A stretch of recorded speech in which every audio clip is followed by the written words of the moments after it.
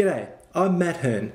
Have you ever completed a first aid course, maybe with St John Ambulance or the Red Cross?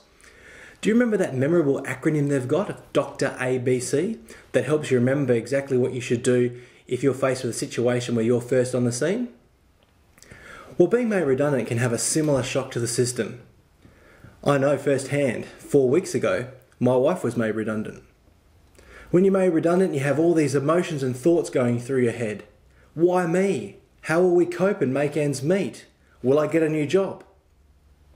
Well, to help you handle your immediate response, I've created the DRABC of redundancy, which I'm going to share with you now. The DRABC will be helpful not just for you if you face the loss of your job, but what about if someone close to you, a family member, a friend, or even a close colleague is made redundant and you're one of the first to be told? The DRABC of redundancy will help you respond in that situation in a way that is both sensitive and helpful. Now, just before I go through the DRABC of redundancy, you might like to pause this video and go and grab a piece of paper and a pen and write down on the left-hand side, DRABC, just like this.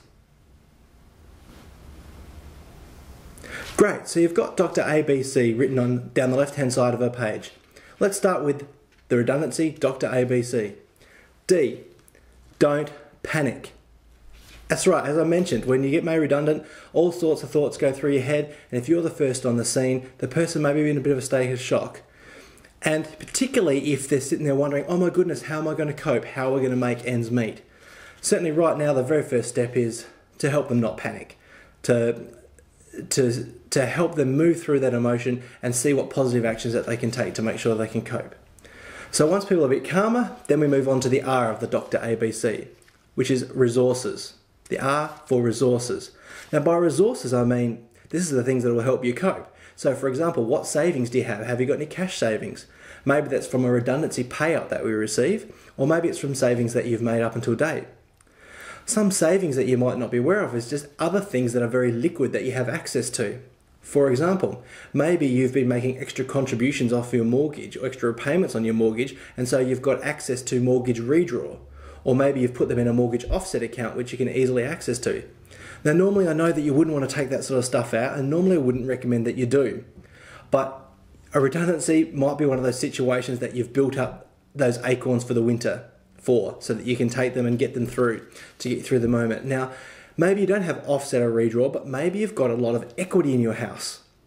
If you've got a lot of equity in your house, maybe there's an ability somehow to get a line of credit to get access to that equity. Maybe using your partner's income as security on the loan, you can get a line of credit to get you out. Or maybe even some of the other resources that to help you not panic about how things are going to make ends meet. Maybe your partner's still got their job as well, and maybe that will meet your basic commitments. So once you stop panicking, maybe you do have more access to resources to make ends meet than you thought. Which moves us on to the A of the DRABC, apply, or acquire income by applying. Now by acquire income by applying, here I mean apply for a new job. Now, of course you're going to think about that, but once you've realised that you can make ends meet, go and apply for a new job so that you're not pulling on your acorns from the winter too quickly. Apply for new jobs, of course, because maybe your company was going through some tough times, but maybe there's other companies that need your skills right now. The other way that you can acquire income by applying is maybe you need to visit your local Centrelink office and apply for some sort of social security support, maybe in the form of a parenting payment or the New Start allowance here in Australia right now. So that's the A, acquire income by applying either for a new job or for maybe some income support through Centrelink. Which leads us to the B of the DRABC, budget. Now, if you haven't been able to easily acquire a new job, you're going to have to make ends meet for a lot longer. So that's where a budget's going to come in. Now, by budget, some people have clam up and don't like the word budget. But B for budget is simply really a way of keeping control of your cash flow rather than it controlling you. So you just need to know where it's all going and know where maybe it's easier to cut.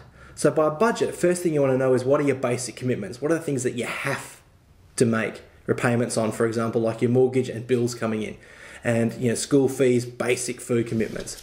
The other thing in the budget that you want to really look at is the things that you absolutely need. Now you definitely need to eat, and maybe for your sanity you need to eat out once a week.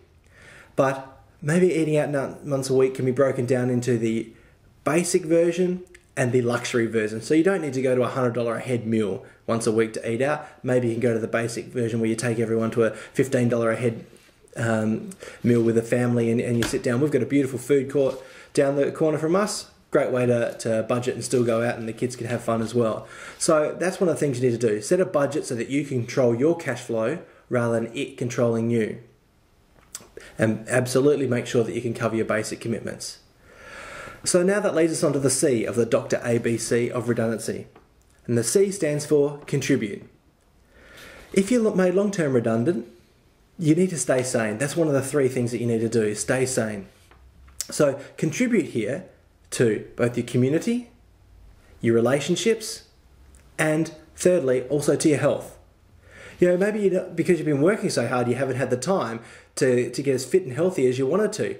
Now maybe you've got even more time on your hands to get some more aerobic fitness, lose those kilos that you wanted to. And you know, a lot of people who are in the fitness industry tell me that that is exactly one way to keep your mental health in good shape. So contribute to your health. Your relationships is also a really important thing to contribute to, because your relationships will provide some of your support space that helps you stay sane. If you haven't caught up with some mates that you've wanted to for a while, here's your chance. You've got plenty of time to do that. And also, organisations around the community are always looking for volunteers. By volunteering and helping out in your community and helping other people out will help you have a sense of value, which I'm also told is a really great way to stay sane. So contribute and give yourself a sense of value. One of the great ways you can contribute is maybe to the industry associations. Not only will that be a great way of keeping your hand in and your technical expertise, but it's also a great way to network. Because guess what? When you go looking for a job, I hear that a lot of recruiters and managers ask you, what have you been doing and what other community things have you been doing? What do you volunteer to? What are your hobbies? I mean, it look great on your resume to be able to say, oh yeah, I was helping out with the industry association and volunteering. And it may even get you a job because someone will see you putting in that extra effort and making a contribution to the organisation. So that's the Dr. ABC of redundancy. Don't panic, check your resources, acquire income by applying for new jobs in Centrelink, set a budget, and contribute to your health, relationships, and to your community. If you'd like to download a copy of the Dr. ABC of redundancy, just a quick one-pager that you can keep and retain and maybe stick on your wall and send to friends, go to my website, www.redundancy-advice.com.au, and you can download a copy. Also on that website, you can download some other resources, such as an ebook and some other videos that will help you prepare just in case you are made redundant, so that you're in a really good position, and also some other resources that if you've already lost your job, how you can to survive and make ends meet. So that's the website, www.redundancy-advice.com.au.